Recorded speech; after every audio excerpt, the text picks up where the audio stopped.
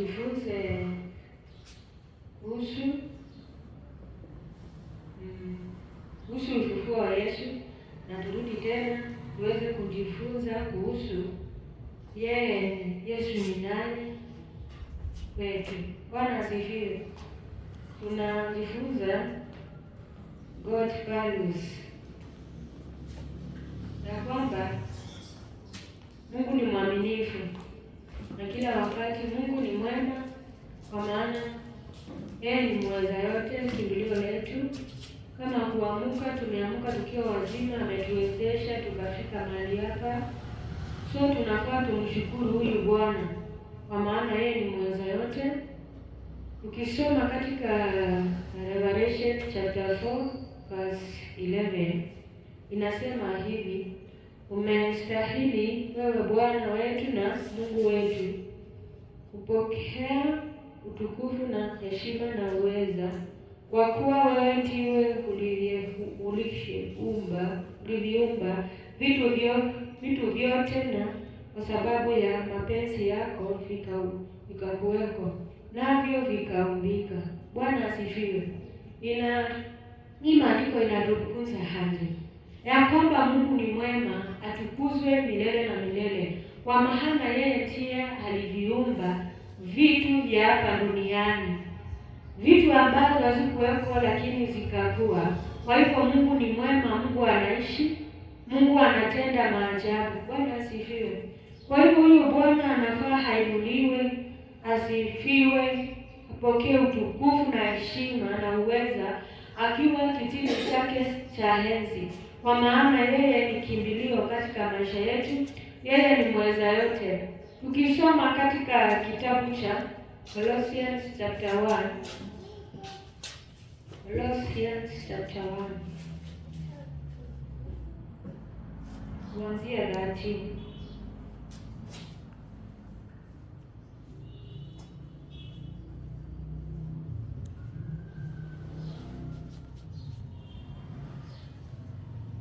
Colossians chapter 13, chapter 1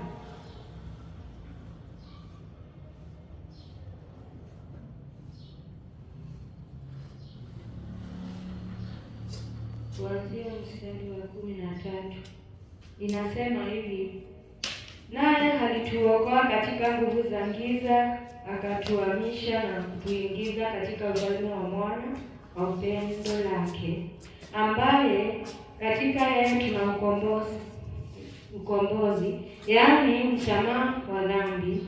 Kwa hivyo maandiko ya Mungu inatufunza hivi katika Colossians chapter 1 verse 13 ya kwamba yeye alituokoa katika nguvu za giza, akatuhamisha na kutuingiza katika ufalme wa mwana wa pendo lake. Kwa hivyo hii maandiko inatufunza vipi kuhusu huyu Yesu Kristo, ya kwamba alikuja hapa duniani ili aweze kututoa katika nguvu za giza.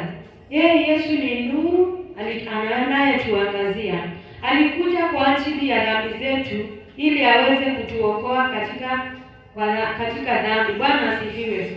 Kwa hivyo huyu Yesu ni mweza yote, kwa maana yeye alikuja kutuokoa katika nguvu za giza, akatuhamisha na kutuingiza katika ufalme wa mwana wa pendo. Kwa hiyo tunafaa tumtumikie huyu Mungu na tuishi tukimpenda katika maisha yetu. Tukisoma katika mstari wa 14, ambaye katika yeye tuna ukombozi, yaani msamaha wa dhambi, kwa maana yeye aliteseka na akamwaga damu yake pale msalabani, na akaweza kuteseka hadi akafa na akafufuka siku ya tatu, ya kwamba huyu Mungu ni mwaminifu, Mungu anaishi, Mungu aliweza kushinda kifo. Ndio maana maandiko inatuambia ya kwamba ambaye katika yeye tuna ukombozi, yaani msamaha wa dhambi. Pale msalabani Yesu alisema yote yamekwisha. Kwa hivyo tunafaa tuamue kumtumikia huyu Mungu, kwa maana aliweza kumwaga damu yake kwa ajili ya dhambi zetu.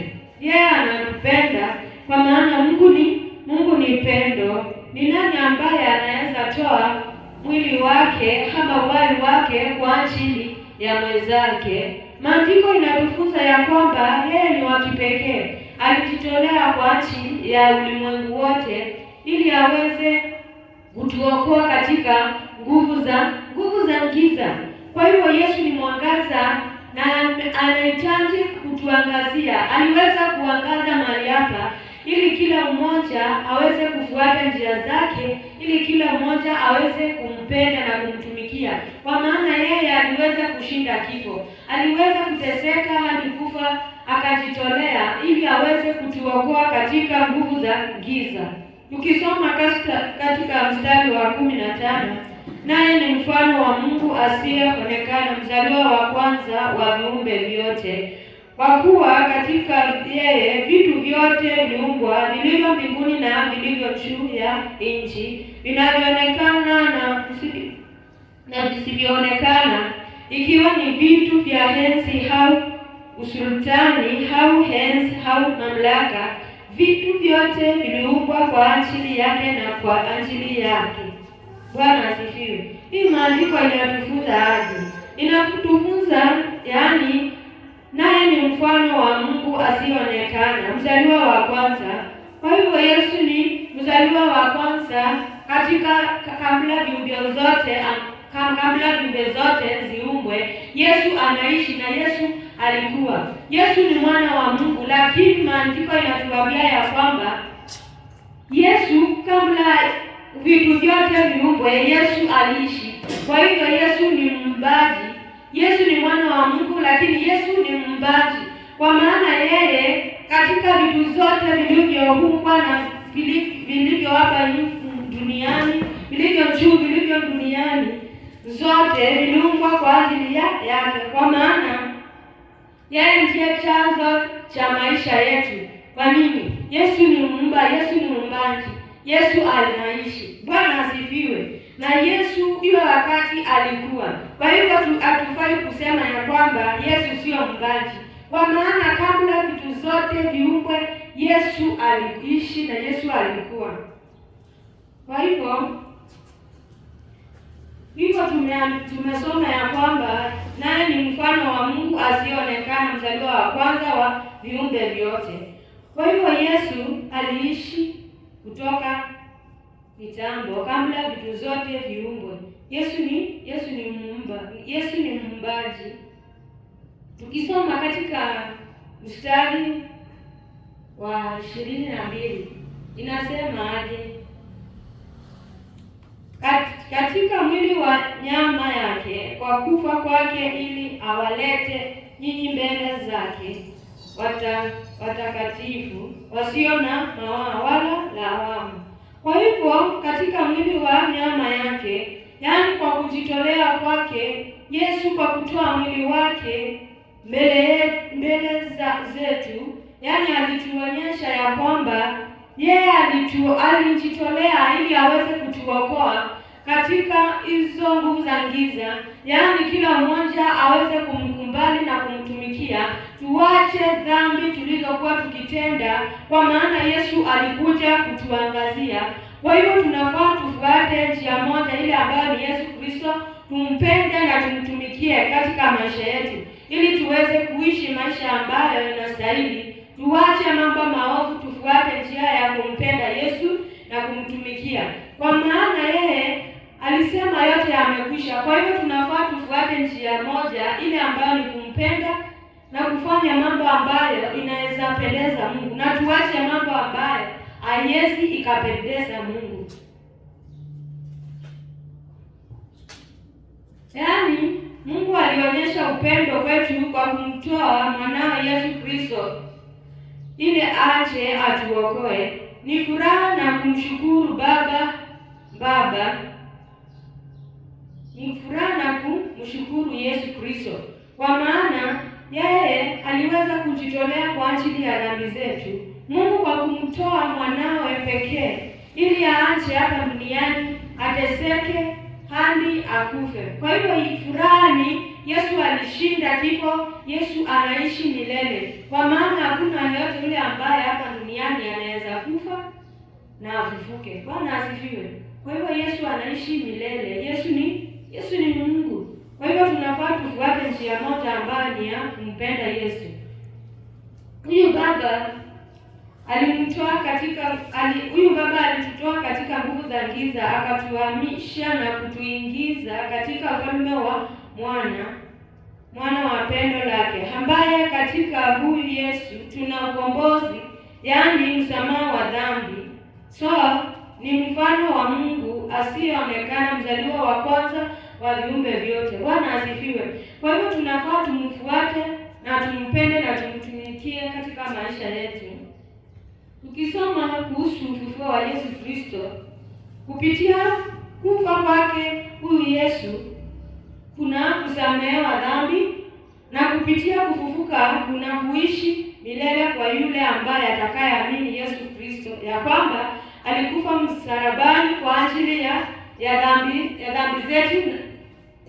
Yaani kupitia yule ambaye atakayemwamini huyu Yesu Kristo atasamehewa dhambi zake na ataokolewa. Kwa hivyo tunafaa tuamini huyu Yesu Kristo kama muumbaji. Tumwamini ya kwamba yeye anaishi, kwa maana alishinda kifo. Kwa hivyo Yesu anaishi milele. Maandiko inatufunza ya kwamba kupitia kufufuka kwake kuna kuishi milele kwa yule atakayeamini Yesu alikufa msalabani kwa ajili ya dhambi zetu, atasamehewa. Bwana asifiwe. Kwa hivyo tunafaa tumwamini ya kwamba Yesu ni Mungu, Yesu ni Bwana, Yesu ni Bwana wetu. Tuache kufuata njia zetu, tuweze kumpenda huyu Bwana, kwa maana hapa duniani tunaishi kulingana na mapenzi yetu, tunaishi tukitaka kujipendeza sisi wenyewe, na Mungu hapendi kitu kama hicho. Kwa hivyo tunafaa tumfuate yeye mwenyewe ili aweze kufurahia katika maisha yetu. Bwana asifiwe. Tukisoma katika John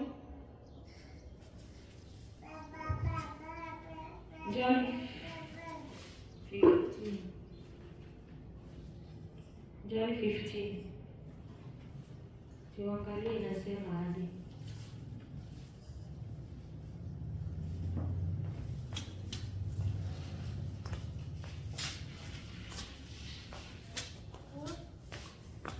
mstari wa 13.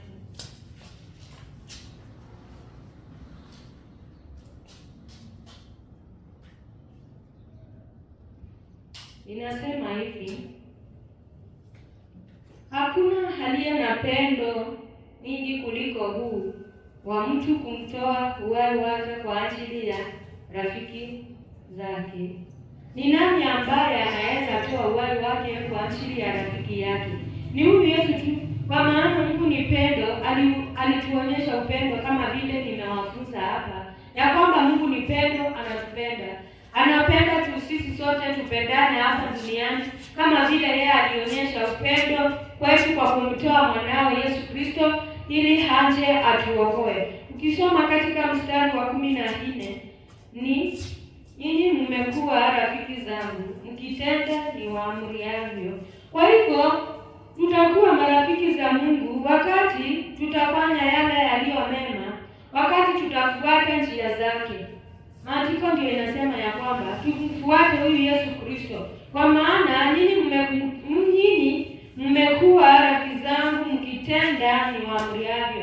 Kwa hivyo ni vizuri tutimize mapenzi ya Mungu, ni vizuri tufuate njia zake, kwa maana utakuwa rafiki yake ukifuata njia zake, ukimwamini ya kwamba huyu Yesu ni Bwana, huyu Yesu ni Mungu. Kwa hivyo tunafaa tujue ya kwamba ni dhambi wakati ule unaomkataa Bwana, kwa maana maandiko inatufunza ya kwamba ni dhambi kutoamini Yesu Kristo kama Muumba, ni dhambi kutomwamini huyu Yesu kama ni Bwana wako. Bwana asifiwe. Kwa maana watu wengi wanajifanya kuwa Bwana. Wakati unaofanya vitu kulingana na mapenzi yako, unajifanya wewe kuwa ni Bwana na unamsulubisha mara ya pili. Na hakuna siku ile Yesu atakaye kuja hapa duniani tena ili aweze kusulubishwa. Yesu alikufa na akafufuka. Kwa hivyo Yesu alishinda kifo, na anapenda sisi wote tuweze kuwa marafiki zake, tumtumikie ili aweze kutuonyesha njia ambayo ni mwelekeo. ule ambao wakati Yesu alipokuwa akipanda pale juu mbinguni, alituachia ule Roho Mtakatifu ambaye atakuwa akituelekeza. Kwa hivyo tunafaa tumkubali huyu Yesu Kristo na tuamini ya kwamba yeye ni Mungu, yeye ni Bwana. Tumwamini Yesu Kristo na tumpende katika maisha yetu ili aweze kututumikia. Katika wakati tunaoishi hapa duniani, lazima Roho Mtakatifu ule tuliachiwa aweze kufanya kazi ndani yetu. Wakati unapomkubali hii Yesu Kristo, ya kwamba unaamini ya kwamba alikufa na akafufuka na akashinda kifo, na umwamini na umpende vile yeye Mungu alionyesha upendo kwetu kwa kumtoa mwanao Yesu Kristo ili afe kwa ajili ya dhambi zetu. Hata yeye anapenda tumpende na tumwamini katika maisha yetu ya kwamba yeye ni Mungu, ya kwamba yeye anaishi. Kwa hivyo tunafaa tumtumikie huyu Yesu Kristo na tufuate njia zake. So tukisonga mbele na kujifunza, tunaweza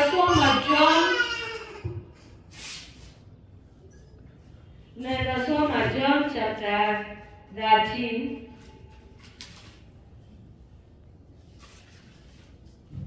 John 13 mstari wa 16.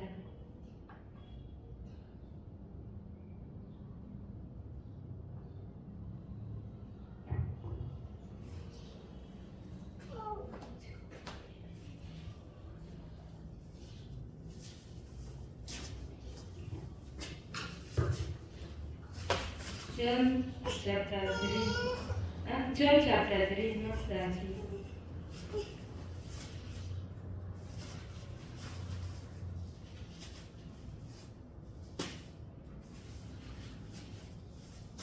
Ninachukua mtoto.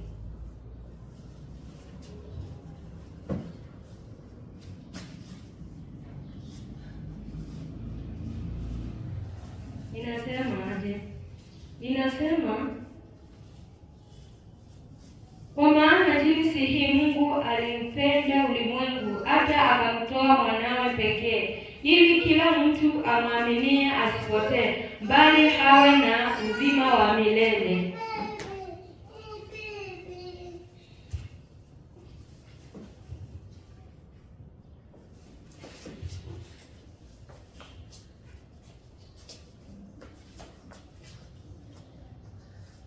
Kwa pamoja.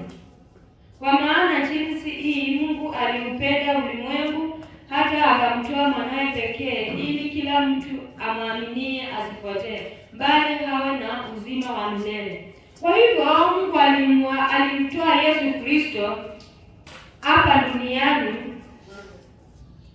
ili kila mtu amwaminie asipotee. Kwa hivyo tukifuata huyu Yesu na tumwamini ya kwamba alikuja kutuokoa, ya kwamba na tuamini ya kwamba sisi ni wenye dhambi, na pale msalabani alisema yote yamekwisha, yaani dhambi zetu zimesamehewa. Tunafaa tumpende na tumtumikie katika maisha yetu, tumkubali huyu Yesu, kwa maana yeye Mungu alimtoa mwanao wa pekee hapa duniani ili tuweze kuokolewa kutoka kwa dhambi kwa yule ambaye atakayemwamini Yesu Kristo. Kwa hivyo tunafaa tuamini huyu Yesu Kristo kama Mungu, kama Bwana wetu, tufuate njia zake ili aweze kutuokoa. Maana Mungu hakumtuma mwana ulimwenguni ili ahukumu ulimwengu, bali ulimwengu uokolewe katika yeye. Kwa hivyo Yesu hakukuja kutuhukumu. Yesu alitumwa ili akuja atuokoe kutoka kwa dhambi, kwa maana siku ya hukumu yaja, ambayo kila mmoja ambaye atakayemwamini Yesu Kristo, kwa yule atakayemwamini atahukumiwa, lakini yule ambaye hajamwamini Yesu Kristo amekwisha kuhukumiwa. Tukisoma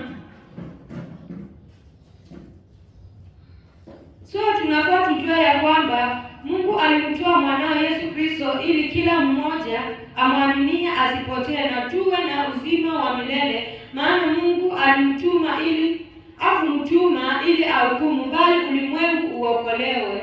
Kwa hivyo nimewaeleza ya kwamba Yesu hakukuja kutuhukumu. Yesu alikuja ili tumwamini Yesu Kristo na tuamini huyu Bwana kwa maana watu waliishi bila kumwamini huyu Yesu Kristo. Kwa maana tunafaa tufuate njia zake na tumheshimu yeye, kwa maana amwaminie yeye hahukumiwi, asiamini amekwisha kuhukumiwa. Kwa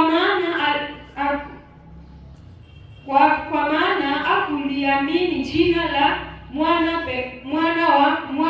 pekee wa Mungu. Bwana asifiwe. Kwa maana haukuamini jina la Yesu Kristo kwa Mungu kumtoa hapa duniani, wewe utahukumiwa. Lakini yule ambaye atakaye amini Yesu Kristo kama Bwana, yeye hatahukumiwa. Kwa hivyo tunafaa tufuate njia ya Yesu Kristo, tumpende huyu Yesu, tumtumikie katika maisha yetu, tuache mambo ambazo asifai, tuweze kumpenda Mungu na tukae na upendo, tukijua ya kwamba Mungu ni pendo na alikuja hapa duniani kutuokoa. Alikuja hapa duniani ili aweze kututoa katika nguvu za giza, ya kwamba yeye ni mwangaza. Alikuja ili aweze kutuangazia hii dunia mzima, kwa maana hii dunia yote tunaoishi hapa ni giza. Ni giza kwa nini? Kwa maana ni hii dunia yote sisi tunaishi kwa dhambi, na ni lazima, kwa maana Yesu alikuja ili atuokoe, tuamini jina lake ili tuweze kusonga mbele. Tuamini jina lake ili tuweze kuona mambo makuu ambayo inatupeleka mbele, ambayo inaweza fanya katika maisha yetu tuishi maisha mzuri. Kwa maana ukimtumikia huyu Bwana kama mchungaji, Yesu Kristo ni Bwana, Yesu Kristo anaishi milele. Kwa hivyo nguvu za giza zinafaa tuzikemee na tukatae nguvu za giza, tufuate njia moja ile ambayo ni Yesu Kristo. Kwa hivyo huyu Yesu ni mkombozi katika maisha yetu. Tuombe, kwa maana yeye alikuja ili atupiganie. Kwa hivyo tunafaa wakati tunapolemewa tumuite huyu Yesu na ataweza kutuokoa katika maisha yetu. Tufuate njia moja ya kumpenda na kumtumikia. Tuache mambo mingi hapa duniani, tamaa na mambo ambayo haiwezi ikatupea faida katika maisha yetu. Kwa maana ukifanya mambo kulingana na mapenzi yako, maandiko inatufunza ya kwamba unajifanya kuwa Bwana, kwa maana wewe hukuamini Yesu Kristo kama Muumba, hukumwamini Yesu Kristo ya kwamba yeye ni Mungu na ni Mungu wako ambaye anafanya uishi hapa duniani. Kwa maana kama unaona unakaa, tunajiona kama sisi ni Bwana, kwa maana au kumbuki na ujui ya kwamba huyu Mungu mahali alipokutoa alikuleta hapa duniani, na unafaa umtumikie na umpende na utimize ahadi yake. Unaenda njia zako. Mungu hapendi, na Mungu huwa hatuachi sisi ndio tunaacha Mungu. Kwa hivyo tunafaa tukae tukiwa pamoja na huyu Yesu Kristo, tumpende na tumtumikie katika maisha yetu. Tuache mambo maovu ambayo haiwezi ikatusaidia. Tufuate njia moja ile ni kumpenda na kumtumikia, ili tuweze kuona faida katika maisha yetu. Kwa maana hakuna yoyote yule ambaye anaweza penda Yesu akikuja kama leo uweze kuenda mahali pamoja. Sisi sote tukiuliza tunaweza sema ya kwamba tunataka kuenda mbinguni na yeye. Kwa maana wakati unaja ambaye anakuja kuchukua wale wake. Je, wewe ujiulize ya kwamba wewe utakuwa wake ama wewe utakuwa wake? Lazima kitu ya kwanza tuamue kumpenda, tujifunze kusoma maandiko yake na tujifunze kuomba ili Yesu tuweze kuwa tukiconnect na yeye, na tuache mambo ya yule mwovu shetani. Kwa maana shetani anafurahia wakati ule tunapotenda mambo yale mabaya. Shetani anafurahia tukienda katika dhambi, kwa maana yeye amepoteza, na Yesu alikuja hapa duniani kutuokoa. Kwa hivyo ukiamini Yesu Kristo kumtumikia katika maisha yako, lazima uamue upigane vita zote, kwa maana vita zinapokuja lazima tuweze kuomba Mungu atuondolee vita hizi, aweze kutushindania. Lazima kitu ya kwanza tushinde vita, kwa maana Mungu anaishi na tuko pamoja na Mungu. Bwana asifiwe. Kwa hivyo maandiko tena inatuambia ya kwamba wakati tunapojaribiwa usikufe moyo, kwa maana jaribu inakuanga kipimo cha imani yako. Wakati unapojaribiwa unafaa utumikie huyu Bwana na uweze kumwamini ya kwamba yeye alikuja ili tuweze kushinda, ya kwamba majaribu inapokuja utashinda. kwa maana wewe uko pamoja na Mungu na unaomba Mungu aweze kukushindania. Lazima ukuwe na imani ya kwamba utashinda. Hata wakati Yesu alipokuwa anaishi hapa duniani, Shetani aliweza kumjaribu, lakini yeye aliweza kushinda. Hiyo imani Yesu aliishi hapa duniani nayo, hata sisi tunafaa tukae tukifuata hiyo imani ya kwamba tumfuate huyu Yesu Kristo, tufuate njia zake ili tuweze kuona utukufu wake. Bwana asifiwe. Asubuhi ya leo nitafika hapo, nataka tumalize na maombi. Baba, kwa jina la Yesu nasema ni asante kwa neema yako, kwa nguvu zako. Unastahili sifa kwa kiti chako cha enzi. Asante Bwana kwa neema yako, asante Yesu kwa nguvu zako, asante kwa neno lako Bwana. Tumeweza kujifunza neno lako, tunasema ni asante. Uinuliwe Yesu na utukuzwe. Tunapoingia katika kipindi kingine, Yesu naomba Bwana ukatende jambo Bwana. Roho Mtakatifu shuka Jehova na unene nasi, na katika jina la Yesu naomba nikisema amen.